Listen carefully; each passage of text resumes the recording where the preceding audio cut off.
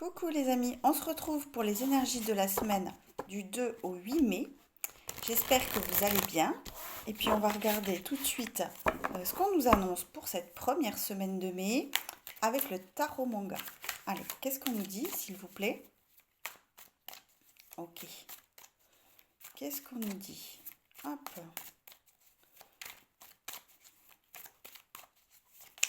Qu'est-ce qui se passe pour nous cette semaine?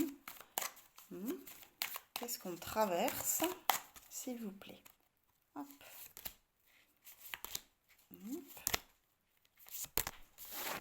Et ici.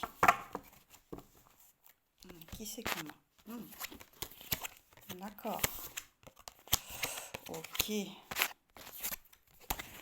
D'accord. Ok. On a l'as de denier.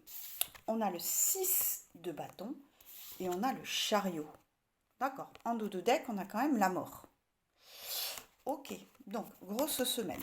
D'accord. Ok. Quand même. Entre cette as de denier et ce cavalier, enfin, c'est pas un cavalier, c'est un 6 de bâton, mais c'est quand même un monsieur sur un cheval, donc on peut dire que c'est un cavalier. On a cette notion de je saisis une opportunité. Hein. Je saisis une opportunité, je vais de l'avant parce que je sais dans quoi je veux mettre mon énergie. Hein. Ouais. Là, il y a quelque chose en nous qui est redéfini, qui est un petit peu plus clair pour nous, et on a à cœur quelque part, oui, accueillir ce denier qui tombe un peu du ciel, de l'univers, pour aller de l'avant, pour transformer l'essai quelque part aussi. Peut-être que on avait en tête un projet qu'on a maturé pendant un certain temps et maintenant c'est clair qu'on l'inscrit dans la matière. Ça peut être aussi une nouvelle manière de, de travailler, une nouvelle manière de, de comprendre un petit peu où on en est dans notre vie. Ça peut être vraiment, je me redéfinis avec cet as de denier. Je sais pas pourquoi, je l'interprète comme ça, mais j'ai à cœur ici de saisir cette opportunité, que ça soit intérieur ou extérieur, pour aller de l'avant, pour aller voir ailleurs si j'y suis aussi. Hein, mais il y a cette notion de mouvement. Hein, parce qu'on a le chariot qui dit peut-être qu'il y a un petit peu de précipitation, peut-être qu'on n'est pas tout à fait cohérente dans la direction qu'on prend, mais en tout cas, il y a cette énergie qui fonce, il y a cette énergie qui a besoin de ce mouvement, et on nous dit que il y a un triomphe quand même intérieur, une victoire intérieure à saisir cette opportunité, quelle qu'elle soit professionnelle, relationnelle. On peut nous parler de voyage ici, parce que quand même on a le chariot et le 6 de bâton. Il peut y avoir aussi un voyage qu'on a prévu et qui peut-être a mis du temps à se mettre en place. Et là, c'est OK. Il peut y avoir cette notion aussi. J'ai la sensation que de toute manière, il y a quelque chose en nous qui a décidé qui a décidé de saisir cette opportunité, un nouvel apprentissage aussi. Ok, ça peut être plein de choses, un projet, un apprentissage, une relation qui s'annonce, peu importe. Il y a quelque chose en nous qui fonce, qui va de l'avant et qui ne se pose pas plus de questions parce que finalement c'est clair, c'est au clair pour nous. On est aussi dans ce début de cycle, parce qu'on a vu que quasi tout le mois d'avril quand même, on a essayé, en tout cas, on a travaillé à clôturer un cycle assez long, assez compliqué, et que c'est dans cette dynamique que maintenant, finalement, on est prêt à accueillir les opportunités de la vie. Ok. On a cette notion ici de transformation, de quelque chose qu'on a, oui, un petit peu relativement à ce que je viens de dire, qu'on a abandonné. Il y a cette mort aussi qui vient trancher. Alors, les idées arrêtées, si on avait des entraves par rapport à un projet, par rapport à un voyage, ok, c'est fini. Il y a cette idée de, bon, bah, en fait, j'ai la conscience que quelque chose se transforme en moi. J'ai la conscience que je suis en train d'évoluer et puis que je me déleste vraiment de de cette manière de voir, de cette manière de vivre qui, jusque-là, ne m'a pas plus porté que ça. Et c'est parce que je suis dans cette dynamique, quelque part, que je suis capable de saisir cette opportunité, quelle qu'elle soit. Ok. Au niveau de l'âme, on a cette reine de bâton alignée avec ce 6 de bâton. Donc on est vraiment sur cette affirmation de soi avec cette notion de, de fierté retrouvée quand même dans cette reine de bâton, très installée, euh, très sensuelle, très charismatique. Et en même temps, c'est comme si il y avait une évidence ici. Parce que dans cet as de denier, moi je vois un soleil. Ce denier qui tombe, c'est un soleil. Et moi je pense ici qu'il y a une évidence à se reconnaître. À se reconnaître tel qu'on est. Il y a une évidence à aller de l'avant aussi, à changer, à évoluer. Et en même temps, évoluer pour être plus aligné avec qui on est, pour être plus aligné avec notre désir, pour savoir quoi faire de cette opportunité. En quoi cette opportunité correspond à mes désirs, en quoi cette opportunité correspond à ce que je souhaite, complètement. Et je pense qu'avec tous ces bâtons qui s'alignent comme ça, on a vraiment cette notion de j'ai aligné mes désirs, mes volontés, mes souhaits avec mon âme, et c'est pour ça que ça se présente maintenant. Ok. Et dans la matière, on a quand même ce 5 de coupe. 5 de coupe, moi je pense ici qu'il me fait penser à cette mort ici, parce qu'il y a un deuil. Ici, il y a un deuil de quelque chose qui n'a pas pu être, quel que soit le pan de la vie concerné. Et dans la matière, on nous annonce, avec cet alignement, reine de bâton, 6 de bâton et 5 de coupe, que ce deuil est bénéfique. Ce deuil est bénéfique parce que ce à quoi on a renoncé n'était pas en accord avec qui on est. Nous demander de nous contorsionner dans nos énergies de manière trop exigeante, en tout cas trop loin de qui on était pour être favorable.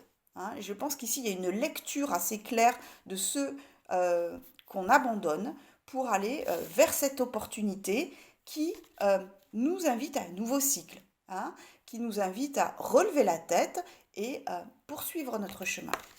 Ok, on va compléter. D'accord, donc semaine assez intense avec vraiment cette décision de tendre les bras à la vie, d'aller de l'avant, de projeter, et même, c'est pas que projeter, c'est concrétiser dans le dur, dans la matière. Ok, donc comme quoi ce travail du mois d'avril n'a pas été vain, il y a quelque chose en nous qui est prêt, qui est mature pour ça. Alors on va aller regarder au niveau de l'âme comment ça se situe et ensuite dans la matière. Alors au niveau de l'âme, qui c'est qu'on a? D'accord? Et dans la matière, ici, hop là, et ici, oui, oui, d'accord, oui, ok, bon, ok. Au niveau de l'âme, on a le pendu, on a la reine de bâton, ok, et on a le 7 d'épée. Bon, alors, je crois qu'effectivement, cette reine de bâton soutenue avec ce pendu nous dit que, ok, on est dans cette manière de voir qui est différente en nous. Peut-être que dans la matière, on a la sensation que ça n'avance pas aussi vite qu'on le voudrait, et en même temps, c'est parce qu'on a ce temps intérieur pour être sur cette affirmation de soi. Relativement à ce 7 d'épée qui a, là ici, ce 7 d'épée qui parle souvent de conflits, de trahison, de porter des masques, voilà. Il y a ici ce 7 d'épée, il fait son affaire de tout ce qu'il a traversé. Et moi je pense que ici, il y a au niveau de l'âme, il y a quelque chose qui se dessine dans le concret. Enfin oui, au niveau de l'âme, mais dans notre manière de vibrer, en tout cas, où on est confronté ici à vraiment qui on est en tant que reine de bâton, qu'on soit un homme ou une femme, c'est-à-dire quand même un personnage royal qui, qui, qui affirme qui il est, et par rapport à toutes ces expériences qu'on a pu traverser, il y a une part de nous qui sait qui a le contenu clair et lisible de ce qu'il a traversé, et toutes ces épées qu'il emporte avec lui, qui sont autant de batailles qui ont été menées, sont autant de bagages ici. Et je ne le vois pas négatif, ce set d'épée, je le vois comme un petit peu, c'est bon, je sais ce que j'ai traversé, je sais quel est le contenu, je sais ce que j'emporte avec moi, et quelque part, dans cette visualisation, il y a quelque chose un petit peu qui, qui me propose une nouvelle manière de, de voir en quoi je peux m'affirmer. En quoi je peux m'affirmer, ne serait-ce que par rapport à qui je suis, mais surtout par rapport à ce que j'ai traversé.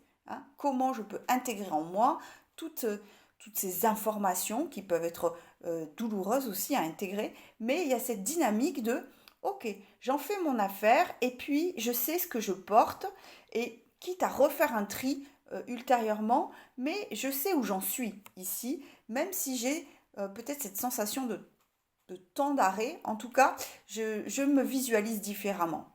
Ok. C'est pas forcément un temps d'arrêt d'ailleurs. Je pense que c'est une opportunité ici de, de, oui, de se visualiser différemment. J'ai pas d'autre terme. On a ce 5 de coupe qui est entouré de ce 10 de bâton et de ce 10 d'épée. Bon, eh bien, je crois que c'est assez clair que ce que l'on abandonne, qui est de l'ordre qui rappelle cette carte, la mort, c'est quelque chose qui a été douloureux à la fois au niveau du mental, de nos corps énergétiques, au point de vue émotionnel, quelque chose qui a été un fardeau qu'on a porté un long moment. Et ces 2-10, déjà nous confirme qu'on est sur une fin de cycle, qu'on est en train de transformer tout ça, qu'on est en train d'abandonner tout ça. Et puis que de toute manière, là dans les deux cartes, je ne vois pas où est-ce qu'on pourrait mettre un bâton supplémentaire ou une épée supplémentaire. On est arrivé au terme. On a porté ce pan de notre vie, cette histoire jusqu'à son terme. On ne peut pas aller au-delà, comme on ne peut pas intégrer davantage, je veux dire, comment on pourrait dire, comment je pourrais l'exprimer. On ne peut pas supporter davantage, voilà, tout simplement, une douleur supplémentaire, un événement en plus. Je pense que c'est clair ici que ce 5 de coupe, même s'il y a de la nostalgie dans ce 5 de coupe, même s'il y a du regret, même si c'est douloureux peut-être de faire ce constat qu'on ne peut pas plus, quelque part il est nécessaire. Il est nécessaire de laisser ses coupes à ses pieds, de relever la tête et puis d'aller sur ce nouveau départ. Je pense ici que, très clairement, il y a une idée comme ça de transformation intérieure. Quelque chose qui a besoin d'être évacué et qui s'évacue de toute manière. Qu'on ne peut pas aller au-delà de ce qu'on a déjà fait fait pour porter on va dire, ce projet qui a capoté, et que c'est parce que on est en train dans la matière de se délester de tout ça qu'on est capable d'affronter d'affronter, c'est peut-être un peu pas tout à fait le terme, mais d'accueillir cette nouvelle opportunité et de poursuivre son chemin, mais même de passer à la vitesse supérieure. Au niveau de l'âme, il y a ce constat, je pense, de je prends le temps, à travers ce que je vis, mais même dans cette nouvelle opportunité qui se présente à moi, je prends le temps de voir en quoi elle me redéfinit, en quoi elle vibre en moi, en quoi elle me pose en souveraine dans ma vie, et en quoi aussi je peux transformer les batailles que j'ai menées jusqu'à présent, je peux les transformer en quelque chose de positif. Il y a vraiment cette idée de je clôt ce cycle, même ce cycle a été clôturé quelque part, même s'il est présent au niveau de la matière, c'est parce qu'il conditionne quelque part dans la matière, le fait d'avoir clôturé tout ça conditionne notre volonté de sortir vainqueur, la tête haute, et d'accueillir le renouveau. Moi, je pense que c'est ça. Le deuxième de deck, c'était le magicien, parce que on est encore sur un nouveau départ, et puis parce que ici, je pense qu'on est prêt hein, prête à réouvrir un cycle et à repartir pour de nouvelles aventures, tout simplement, hein. Je crois que c'est ça un peu l'idée générale. Ok, c'est ça qu'on avait, d'accord. J'ai envie de voir ici, qui c'est qu'on prend. Euh, hmm, qu'est-ce qui, qu'est-ce qui veut parler? Qui c'est qui veut parler là, avant le conseil des guides? Peut-être. Hmm, ouais, peut-être. Trois cartes avec la triade pour voir. Hmm, pouvoir. Ouais.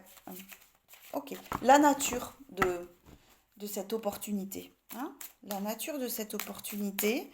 Qu'est-ce qui se présente à moi? Ouais, bon, bah, ça tombe.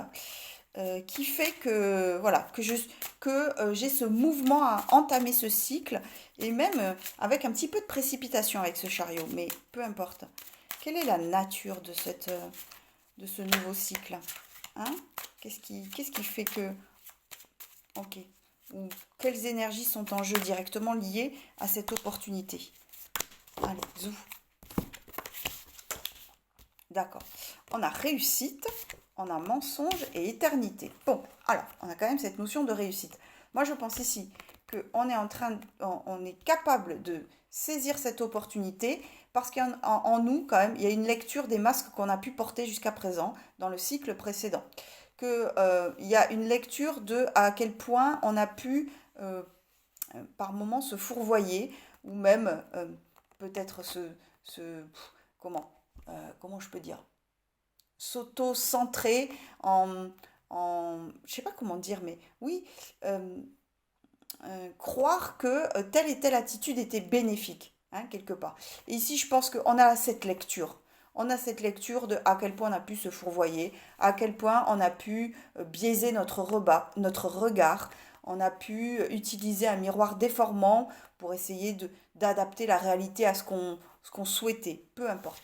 On vient nous parler ici d'une élévation, hein, et je pense ici qu'on est en train de retrouver quelque chose de plus authentique, éternité, hein, quelque chose qui est vraiment de l'ordre de notre, comment, de notre alignement vertical, comme si ces masques qui sont tombés parce qu'ils sont au centre, le masque, enfin, les mensonges sont au centre de ce tirage, les masques sont tombés et on n'est plus en contact dans cette opportunité, on n'est plus en contact de ce qui est réel en nous, de ce qui est inaltérable finalement, que la vie ne peut pas euh, quel que soit ce qu'on traverse, ne peut pas nous enlever quelque part.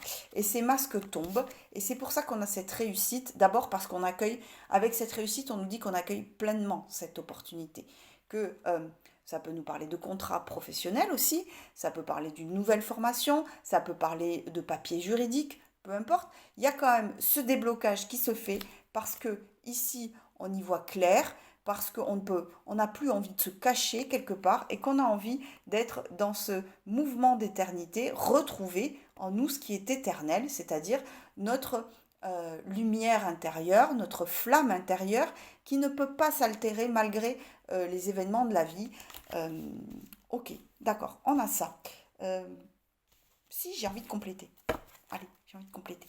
Je vais faire une pyramide. Allez, c'est comme ça. D'accord. Ok. Allez, on va se faire la pyramide. On va compléter pour avoir plus d'infos. Alors, euh, donc ça c'est la base, hein, de cette opportunité. On va voir ici peut-être. Ok, d'accord. Euh, je sais pas comment ça sort. On verra ce que ça dit. Hmm. Oui, bon, bah c'est clair. Ok. On a méditation, mutation. Ok. Bah, je pense que effectivement, il y a quelque chose qui se recentre en nous, et puis il y a cette volonté de transmuter les énergies, hein, par rapport à ce masque qui tombe. Ici, je crois qu'on a une vision claire, hein, de ce qui a été faux en nous. En quoi ça sonne faux chez moi?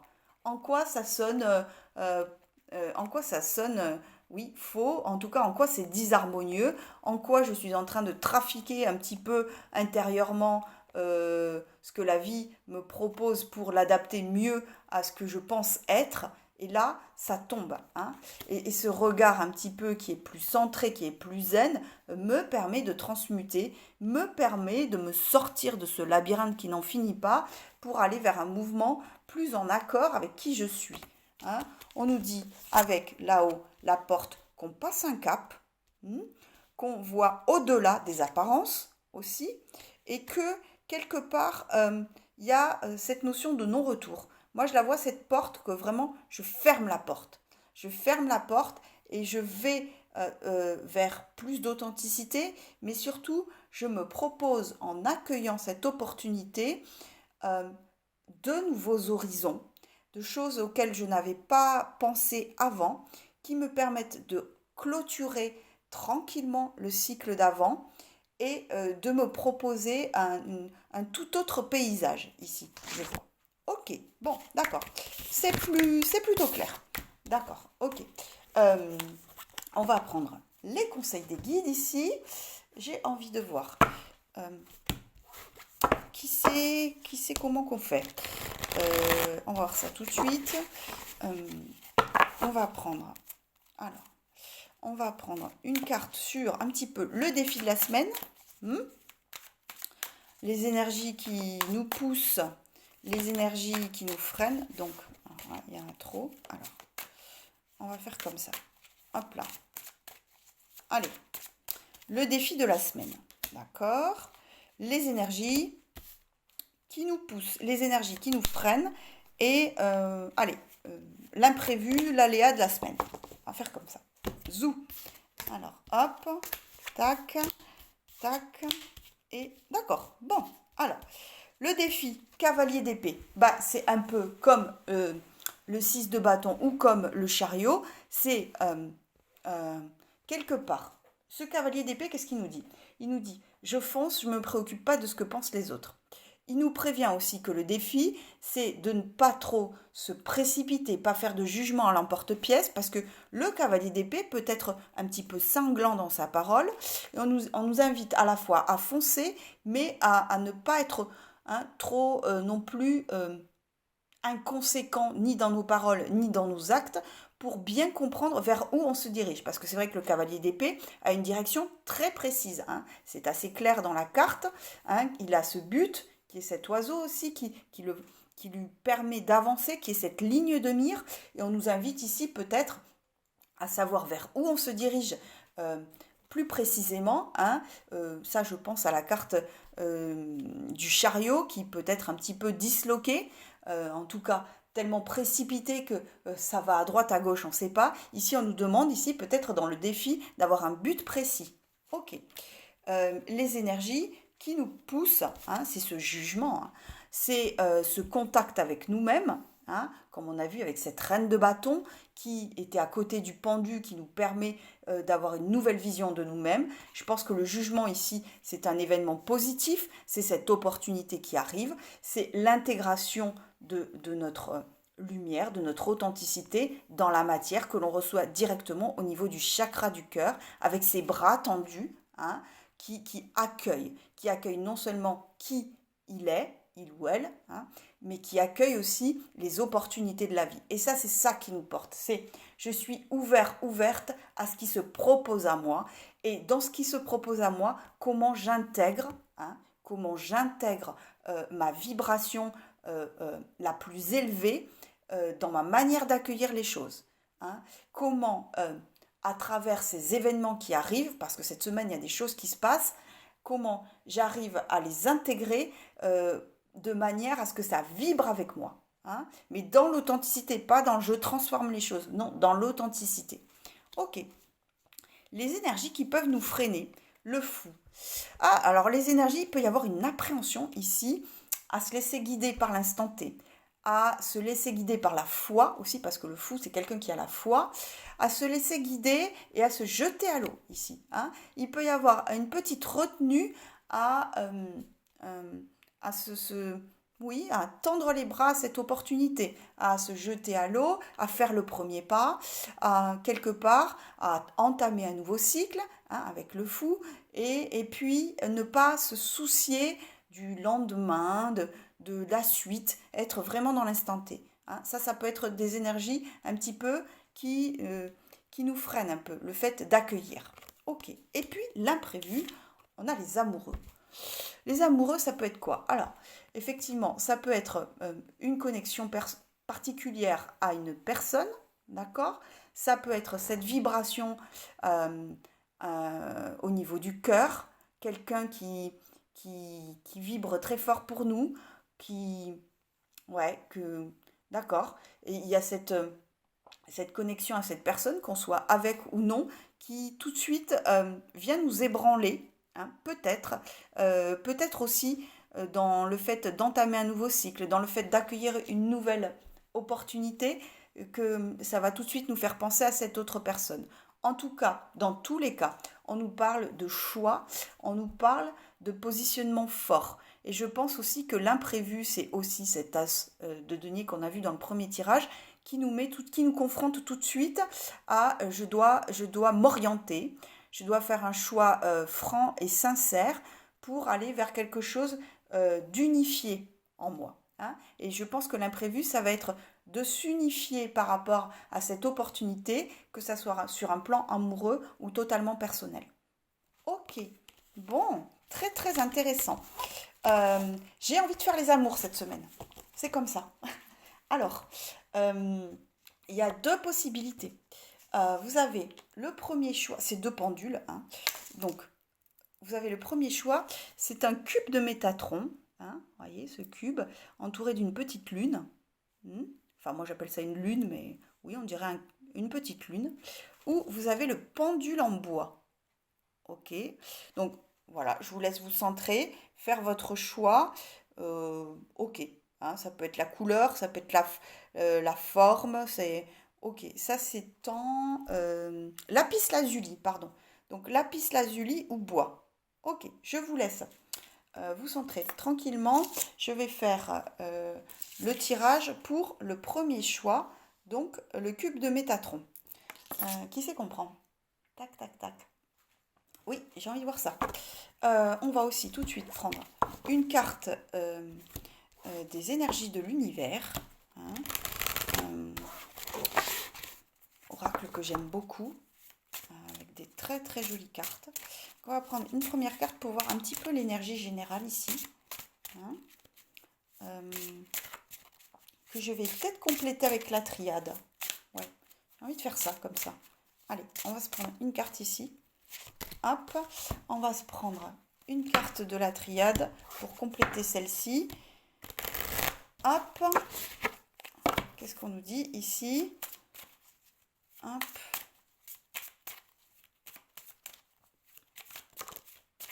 Ok, d'accord. Et puis, on va utiliser l'oracle bleu pour aller voir un petit peu de quoi ça parle tout ça. Hop. Allez, qu'est-ce qu'on nous dit ici en termes de vie amoureuse? Hop. Allez, qu'est-ce qui se passe ici? Hop, hop, et hop. Bon, elle est tombée, on va la garder, on ne sait jamais, peut-être qu'elle a quelque chose à nous dire. Alors, hop, foyer. Ouh, d'accord. Alors, par quoi je commence? On a ici le foyer et l'élévation. Alors, qu'est-ce qu'on nous dit? Ici, je pense qu'au niveau des amours, on est en train un petit peu... il y a quelque chose ici de protégé. Il y a quelque chose... Alors, il y a une énergie avec l'autre, la personne qu'on a dans le cœur, qu'on soit avec ou non, qu'on a envie de protéger, qu'on a envie de garder dans son foyer, qu'on choye, ça peut être à travers des petites attentions, à travers aussi, vous savez, les objets qu'on garde, qui nous font penser à l'autre. Il y a quelque chose un petit peu comme si on faisait un temple intérieur aussi de toutes ces petites choses qui nous rappellent l'autre. Et ça vient nous réchauffer le cœur.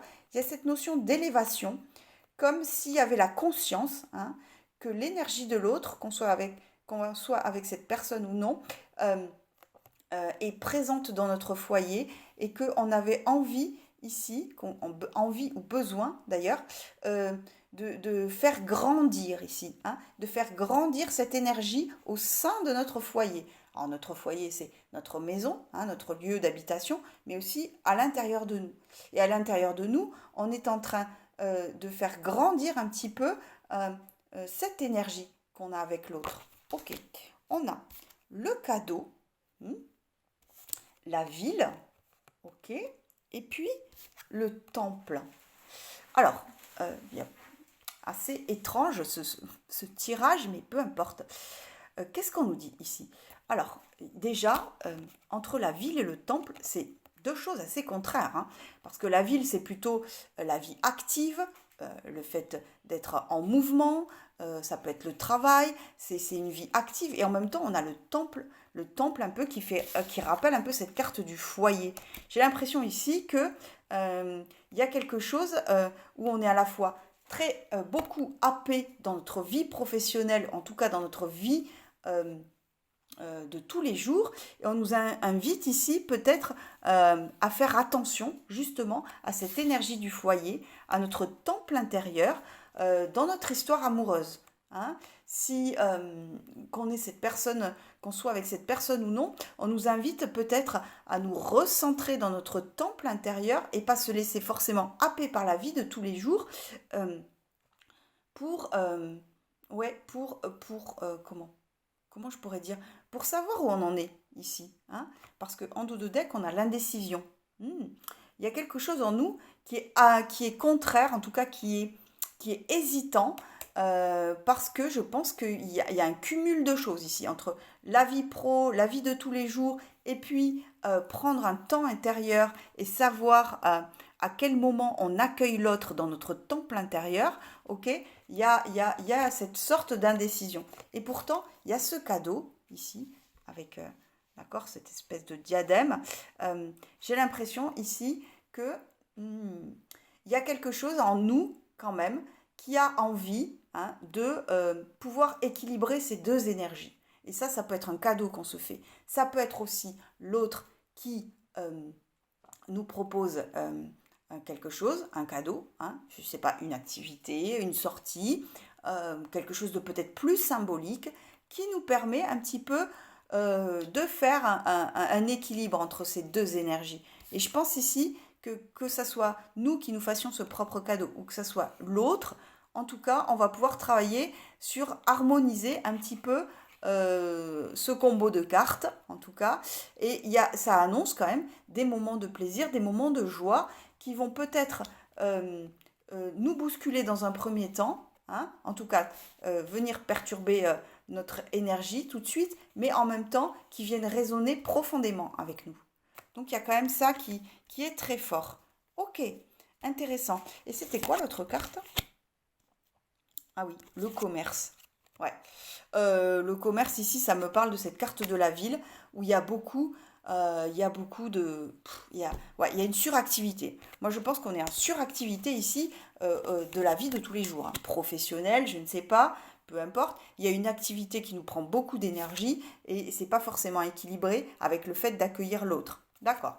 Mais il y a quand même ce cadeau qui vient un petit peu rétablir tout ça. Ok. Et puis, cette élévation de l'énergie qui nous permet un petit peu de faire grandir cette flamme intérieure qu'on a oui, cette flamme intérieure qui vibre pour l'autre. D'accord, ok. Bon, très bien. Ok, on va passer du coup au deuxième tirage. Donc pour ceux et celles qui ont choisi le pendule en bois. On va voir tout de suite. Je vais prendre, pareil, une carte ici. Alors ça, je vais mettre de côté. Une carte ici des énergies de l'univers. Qu'est-ce qu'on nous dit ici? Hein? Qu'est-ce qui se joue pour nous? Hop.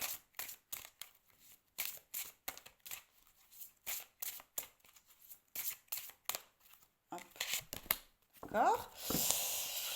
On va compléter avec une carte de la triade, ici. Allez, hop.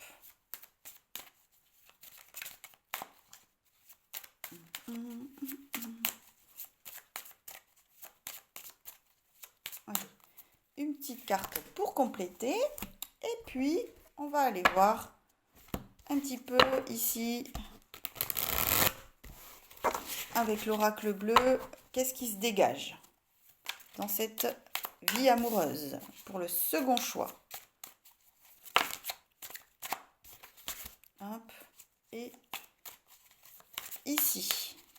Allez, une dernière, s'il vous plaît. Merci. Hop. Bon, on va la choisir. Elle veut pas sortir. C'est pas un problème. Ok. Ici, qu'est-ce qu'on a? Ouais. Ouais. Ok. Alors, les énergies qu'on a eues. On a eu la glace avec l'eau. C'est marrant, on a deux fois la glace et l'eau, c'est le même élément. Hein. Je pense ici qu'il y a quelque chose en nous. Qu'est-ce qu'il y a écrit au-dessus? Pureté. C'est ça? Oui, pureté. Il y a quelque chose en nous qui dort, qui a été gelé au niveau des émotions. Quelque chose qui est douloureux, qui est de l'ordre de la douleur, qu'on a préféré laisser geler tranquillement pour se reposer. Et en même temps, il y a ce cheval au-dessus qui peut être notre âme, qui peut être notre désir, qui court sur cette neige, parce qu'il y a ce besoin de liberté ici. Et en même temps, c'est gelé, et en même temps, il y a une part... Ça peut être gelé dans le concret, dans la matière, dans ce qui se passe. Dans les faits concrets, il ne se passe pas grand-chose. Et en même temps, il y a cette liberté qui est retrouvée au niveau de l'âme, au niveau du désir. Et ça parle tout de suite de nos émotions. Ça parle de guérison, ça parle du rapport à l'autre. D'accord? En quoi notre rapport à l'autre est gelé dans le concret, dans la matière? En quoi je retrouve une liberté aussi au niveau du cœur et au niveau de l'âme dans ce rapport à l'autre, dans ces émotions qui me traversent. Ok, d'accord, tirage assez fort. On a la convoitise, on a la mer, toujours l'énergie de l'eau, et on a le sacrifice. Ok, en dos de deck, on a la jeune fille. Ok. J'ai l'impression ici que tout de suite, avec la mer, on nous parle effectivement des émotions. Il y a beaucoup d'émotions, il se passe beaucoup de choses intérieurement. Ça parle de la période estivale aussi, mais ici, je le vois vraiment comme les eaux profondes, les eaux profondes de ce qui se joue à l'intérieur de nous. Et effectivement, il y a cette notion de convoitise avec cet homme tatoué de dos, avec plusieurs jeunes femmes, si je ne dis pas de bêtises. Ouais, c'est ça. Il y a cette notion de balance, de justice. Ok. Moi, j'ai l'impression qu'on est au contact ici, dans ce contexte. On est au contact de nos émotions très fortes dans notre rapport à l'autre, par rapport à une personne par rapport à une personne précise. Que notre monde intérieur est fortement perturbé, secoué, qu'il se passe beaucoup de choses intérieurement. Qu'il y a eu où il y a encore cette énergie de convoitise à vouloir concrétiser dans la matière, dans l'immédiat, dans le fait de saisir tout de suite, parce que la convoitise, c'est pour moi, c'est un sentiment, en tout cas, oui, un sentiment d'immédiateté. Je convoite quelque chose que je souhaite tout de suite, et ça, le fait comme ça d'être attiré, magnétisé par ce que l'on désire à ce point-là, au niveau de la convoitise, fait qu'à l'intérieur, c'est fortement chamboulé, qu'il y a aussi cette notion de je me laisse traverser par ce qui se passe en moi, et puis cette notion de sacrifice ici, parce que quelque part, dans la matière, ça ne se concrétise pas, ça ne se fait pas, et il y a une part en nous aussi, peut-être, qui n'est pas totalement alignée. Peut-être que ce que l'on désire vraiment au niveau de la conscience n'est pas forcément aligné avec qui on est. En tout cas, ici, il y a du renoncement. Je pense que effectivement, on nous annonçait avec les deux premières cartes que c'était gelé au niveau de la matière, mais je pense que c'est réel et qu'en plus, il y a peut-être pour certains et certaines d'entre nous le fait de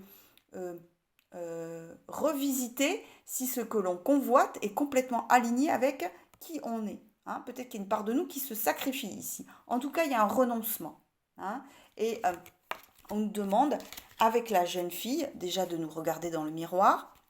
Ça peut concerner une personne, homme ou femme, mais en tout cas d'être dans l'accueil de ce qui se passe en nous pour y voir clair. Parce que là, j'ai l'impression que peut-être on est confus, qu'on est... en plus, ici, si vous regardez, ces deux poissons, ils sont en miroir. hein. Ils sont en miroir. Donc, il y en a, et ils sont séparés, hein. Donc, je pense vraiment que ici on est en non-communication, ou en tout cas, ça n'avance pas. C'est gelé. Il y a quelque chose qui ne fonctionne pas. On nous demande de regarder les choses telles qu'elles sont, dans le miroir, dans notre propre miroir, de regarder l'autre tel qu'il est. Et ici, ces deux poissons qui sont ces deux personnages, vous et l'autre, sont séparés parce qu'on est dans des mondes différents ici. Et ça ne communique pas pour l'instant, hein. Pour l'instant, on n'est pas dans des vases communicants. Il y a de la convoitise d'un côté et de l'autre, et ou de l'autre, mais en tout cas, revoir si ce que l'on souhaite vraiment à ce point-là est compatible avec qui on est. Est-ce qu'on n'est pas en train de se sacrifier, hein? Moi, j'ai vraiment cette notion ici de je dois prendre un petit peu de recul dans ce temps qui m'est proposé où il ne se passe pas grand-chose au niveau de la matière pour m'aligner avec ce que je ressens, pour m'aligner avec ce que je désire vraiment et voir en quoi je peux me transformer intérieurement pour débloquer la situation quelque part. Parce que ça ne va pas se débloquer dans la demi-heure ici, clairement. Il y a besoin d'intégration ici, je pense. Écoutez les amis, j'espère que ça vous a parlé. Je vous embrasse très fort et je vous dis à très vite.